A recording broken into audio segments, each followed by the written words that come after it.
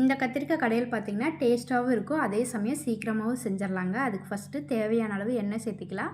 1/2 spoon கடுகு, 1 spoon சீரகம் போட்டு பொரிஞ்சதும் 20 சின்ன வெங்காயம் முழுசாக சேர்த்திக்கலாம். இது கூட 10 பல் பூண்டு சேர்த்திக்கலாம்.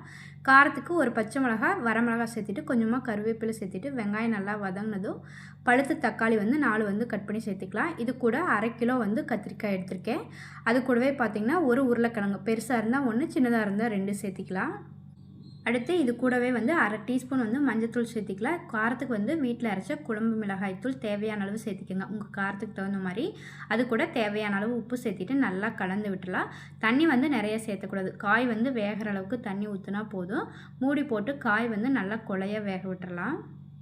கத்திரிக்காய், உருளைக்கிழங்கு எல்லாம் நல்லா கொலைய வெந்ததுக்கப்புறம் தண்ணி கொஞ்சம் அதிகமாக இருந்ததுன்னா வடிச்சிட்டு நம்ம மத்து வச்சு நல்லா கடைஞ்சி எடுத்துக்கலாம். தண்ணி தேவையான அளவு சேர்த்திக்கலாம். குழம்பு எந்த அளவுக்கு திக்னஸ் வேணுமோ அதுக்கு தகுந்த மாதிரி சேர்த்திட்டு கடைசியாக மல்லித்தலை சேர்த்திட்டு ஒரு கொதி வந்ததும் அடுப்பு ஆஃப் பண்ணிடுங்க. அவ்வளோதாங்க, ஒரு சூப்பரான டேஸ்ட்டான கத்திரிக்காய் கடையில் ரெடி ஆயிரும். இதே நம்ம கடையும் போது கூட அந்த மல்லித்தலை சேர்த்திட்டு கடைஞ்சோம்னா இன்னுமே டேஸ்ட்டு சூப்பராக இருக்கும். இது இட்லி, தோசை, சாப்பாடு எல்லாத்துக்குமே அவ்வளோ அருமையாக இருக்கும்.